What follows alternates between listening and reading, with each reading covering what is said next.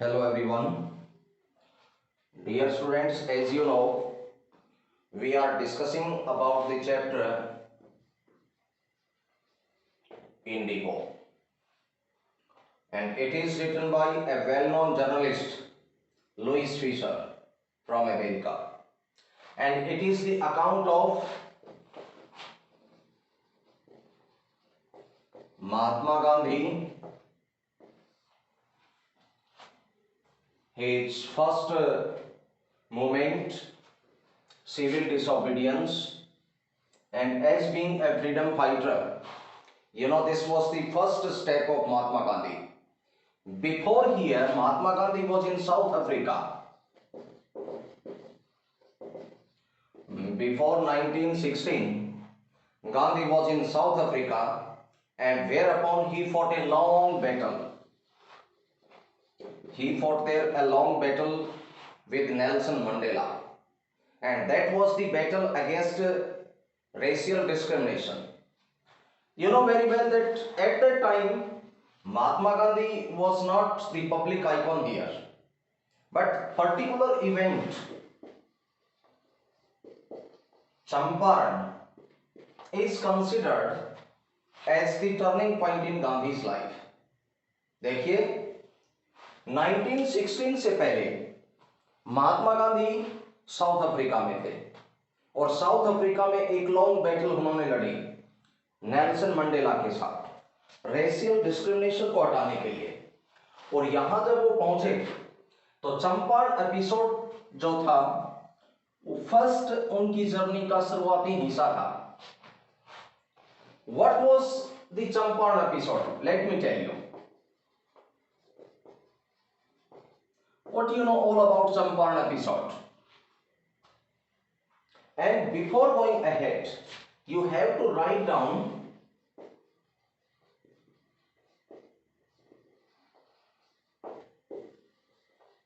sharecropping system at Champaran in Bihar at that time. So let me tell you that the most of arable land at that time in Champaran was divided into large states, and that was owned by the prominent Englishmen, and the arable land was given to the small Indian tenants, and they have to grow 15% of their surroundings with the crop indigo, and they have to deposit the entire indigo as a rent to the Britishers. This is very this is very harsh term on the Indian tenants. So first of all, what you have to do, just write down the most of arable land, arable को कहेंगे fertile, in Champaran. देखिए आपको दो event याद रखने पड़ेंगे, आपको लगभग चैप्टर कंप्लीट अंडरस्टैंड हो जाएगा, अच्छे से समझ आ जाएगा यदि आप इस दो इवेंट को ढंग से समझ लेते हो। और पहला मैं आपको नोट करवा रहा हूं, इसमें आपको पता चलेगा कि शेयर क्रॉपिंग सिस्टम क्या था जिसके लिए गांधी जी ने वहां पर लड़ाई लड़ी। और कहता है गांधी जी की that was the turning point in his life because that was the particular incident where civil disobedience conquered first time across the India. So what was the problem there for the and what was the sharecropping system at that time? So write down क्या है कि most of the arable land in Champaran was divided into large estates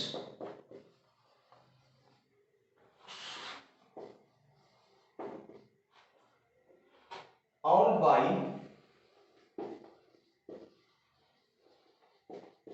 Englishmen, okay,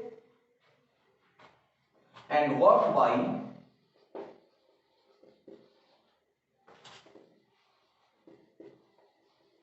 Indian tenants, okay, indigo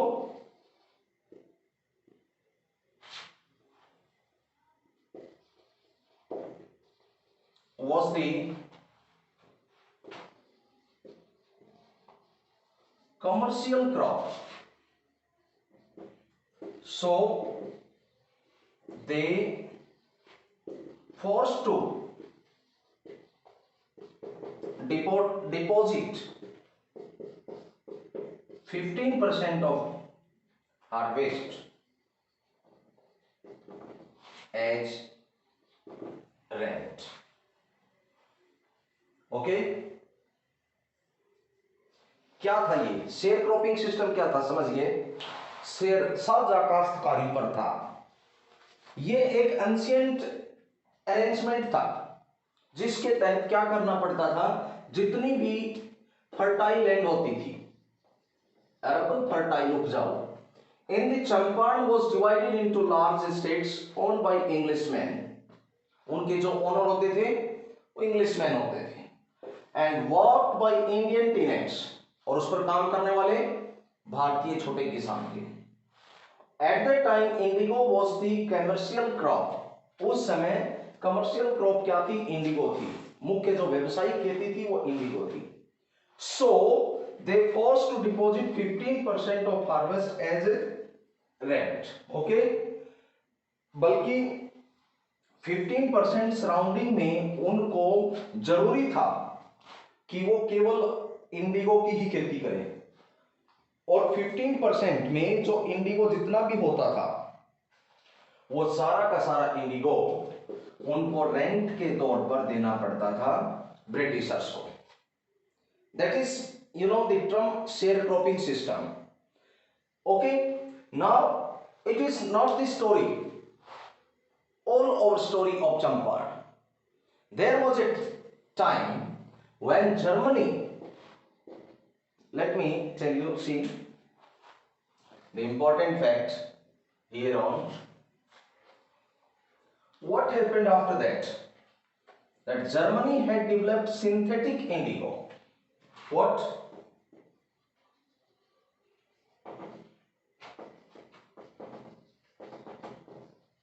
Okay,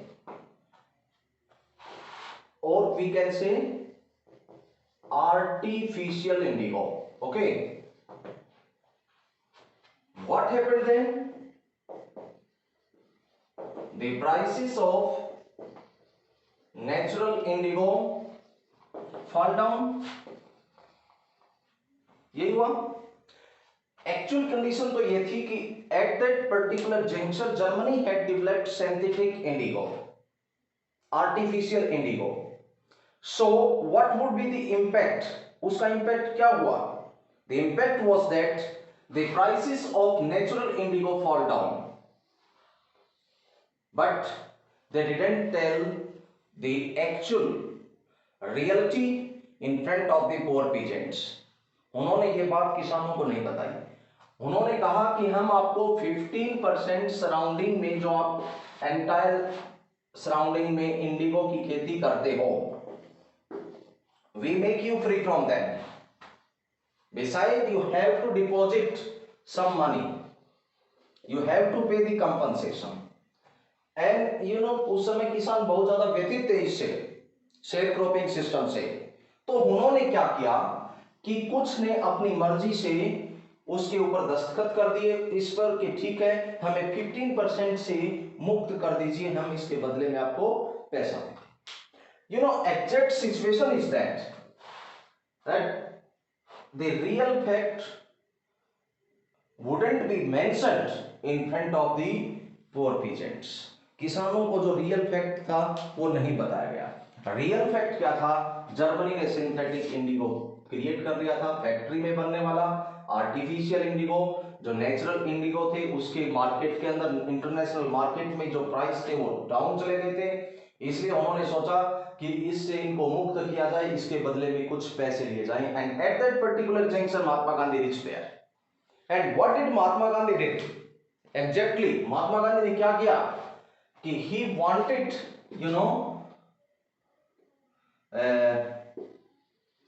make them force to deposit 15% of the refund, and that was the moral victory for Gandhi ji. वो गांधी जी के लिए एक moral victory थी आपको ध्यान रखना ये बात है कि वो 25% जो वापिस उनको दिया गया, गांधी जी कहते हैं कि वो कीमत ज्यादा महत्वपूर्ण नहीं थी, बल्कि जिस प्रकार से उनकी प्रेस्टीज चली गई वो ज्यादा महत्वपूर्ण थी, और जो किसानों के अंदर कॉन्फिडेंस आया वो ज्यादा महत्वपूर्ण था। तो हम आगे देखेंगे अब चैप्टर में। अपनी टेक्स्ट बुक ओपन कीजिए और देखिए page number 47, last pages. Gandhi ji decided to go to Muzaffarpur. इससे पहले हम 2 क्वेश्चन कवर कर चुके हैं। Why is Rajkumar Shukla described as being resolute? देखिए इन दोनों क्वेश्चन को आप तैयार कर लीजिए। Why is Rajkumar Shukla described as being रिसोल्यूट?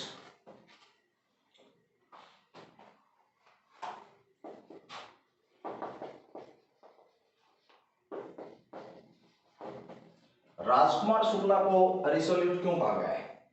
First of all, let me tell you, Rajkumar Shukla was a poor peasant from Champaran. Number 2, someone had said that the problem can be eliminated by only Mahatma Gandhi. Okay, he had come to meet Mahatma Gandhi. Okay, he followed Gandhi everywhere. Wherever Gandhiji went, Rajkumar Shukla followed him. First of all, Gandhiji mentioned that he had some earlier, appointments, but Rajkumar Shukla was firm in his determination. He never left Gandhi's side. After that, Gandhiji went to Kanpur in the National Convention of Congress Party. Rajkumar Shukla also followed there. And what happened after that? Rajkumar Shukla also followed him into the Sevagram Ashram.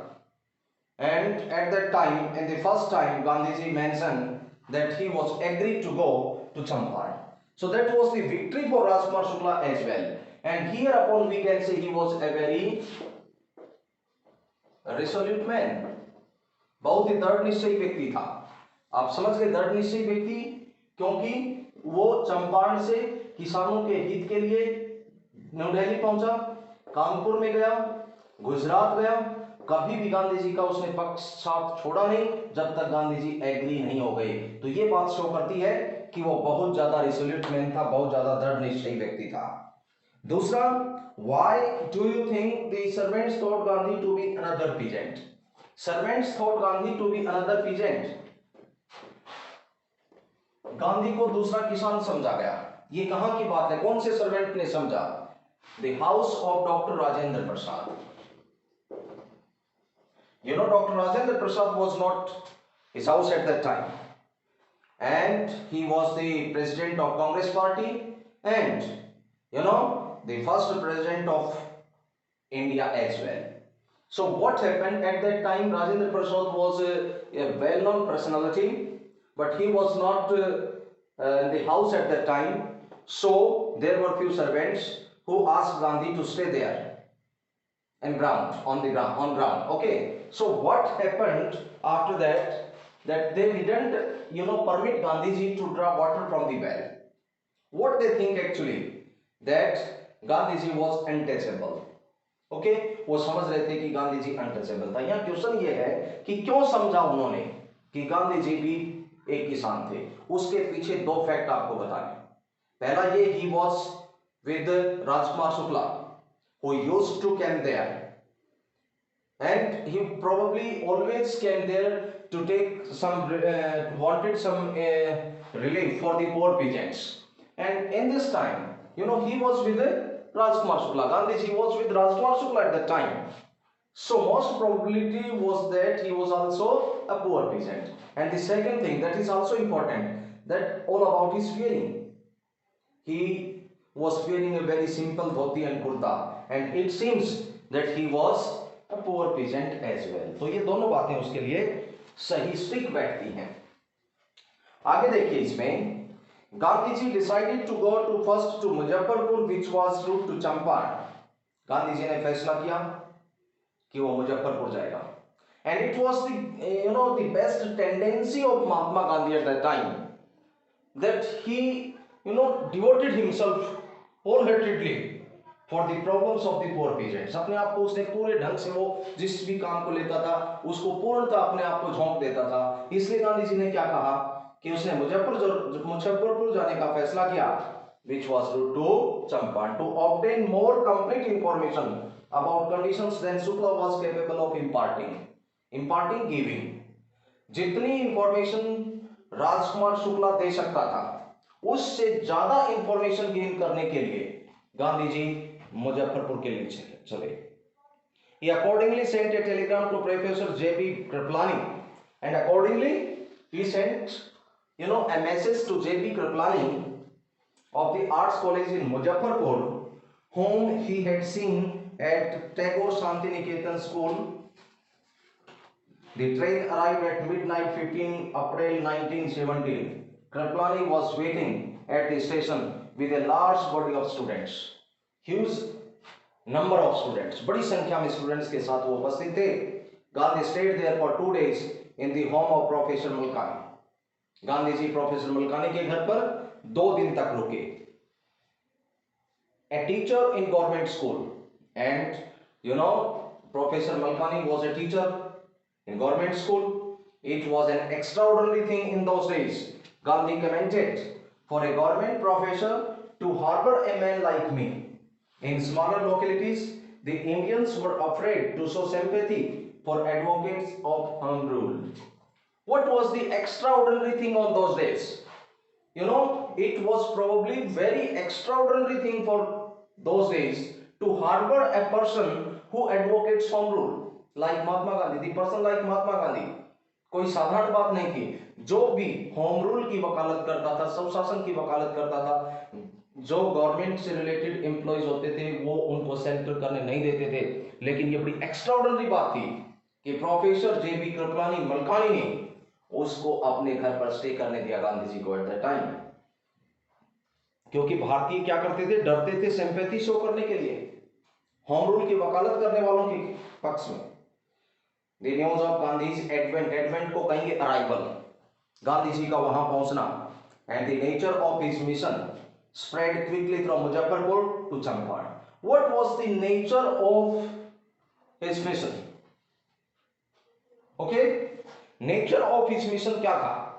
Everyone there came to know that there is a Mahatma who wanted to do something good for the poor peasants.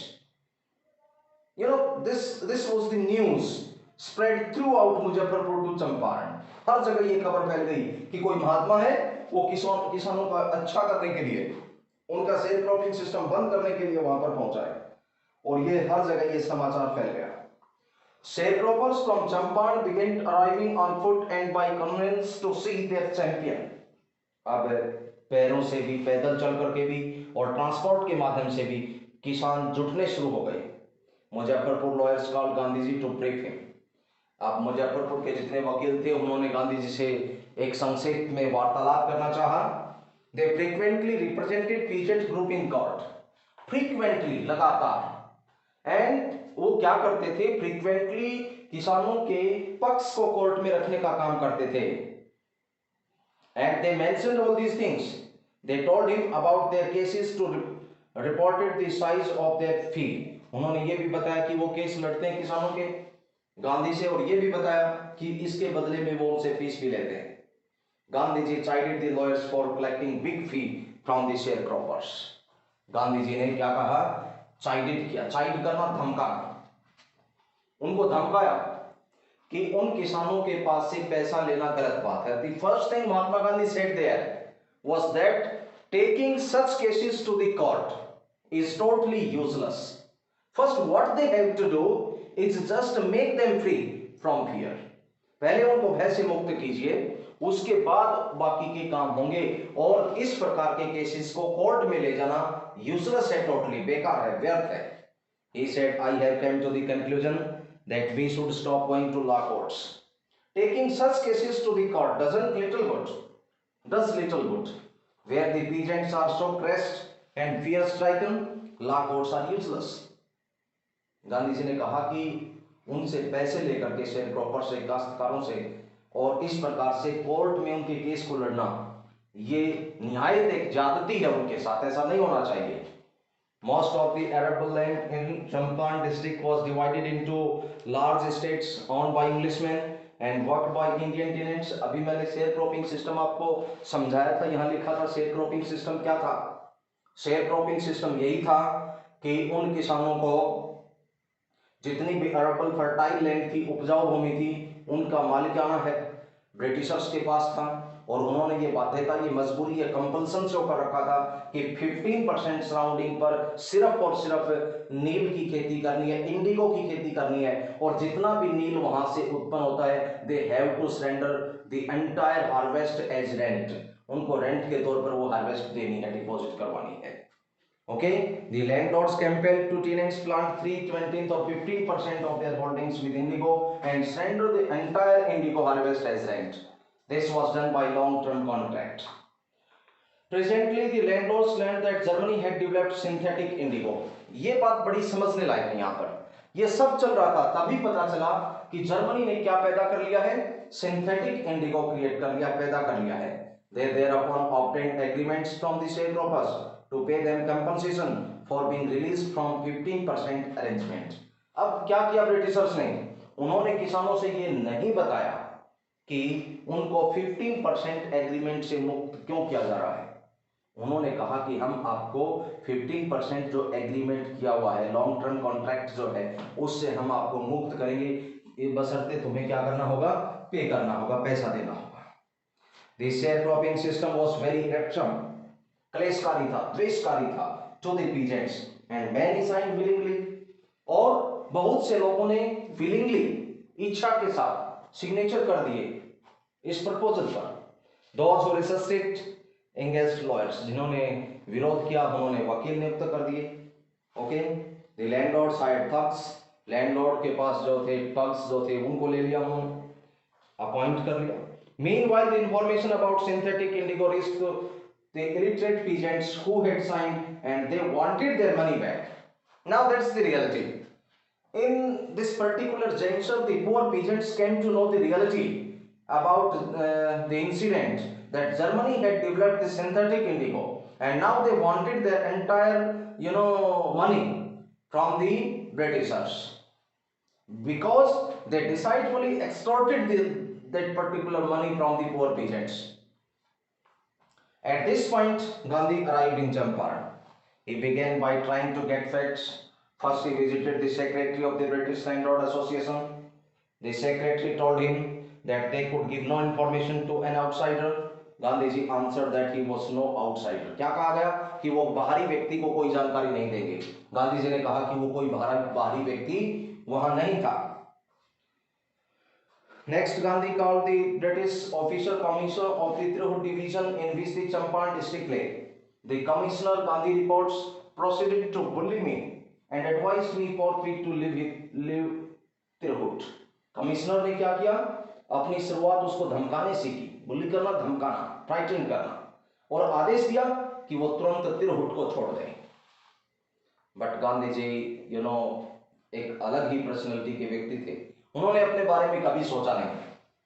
चाहे वो south Africa की पूरी incident को उठा करके देखें या यहां आने के पश्चात उनका जो पहला इंसिडेंट था चंपारण का, उसको देखें, तो वो अपने आप में, अपने विचारों में बहुत ही दृढ़ निश्चयी थे। Gandhi ji did not leave, instead he proceeded to Motihari, the capital of Champaran. Gandhi ji ने तिरहुट नहीं छोड़ा, वो मोतिहारी चले गए जो चंपारण की कैपिटल थी। Several lawyers accompanied him, बहुत से वकील भी उसके साथ थे। At the railway station, a vast multitude greeted, vast multitude, crowd, भीड़, बहुत बड़ी भीड़ ने उसको ग्रीट किया, धन्यवाद किया, उसका अभिवादन किया, मैं कहूँगा। He went to a house and using it as headquarters, continued his investigation. उसको हेडक्वार्टर बनाने के पश्चात पूरे इन्वेस्टिगेशन को उसने वहीं से हैंडल किया। A report came in that peasant had been maltreated in a nearby village. खबर ये भी आई कि किसी किसान के साथ दुर्व्यवहार हुआ था वहां पर। Gandhi decided to go and see, Gandhi ji ने कहा, देखा, महसूस किया कि उसको वहां जाना चाहिए और उसको देखना चाहिए कि उस किसान के साथ दुर्व्यवहार क्यों किया। The next morning he started out on the back of an elephant. एक हाथी पर सवार होकर अगले दिन वो चले।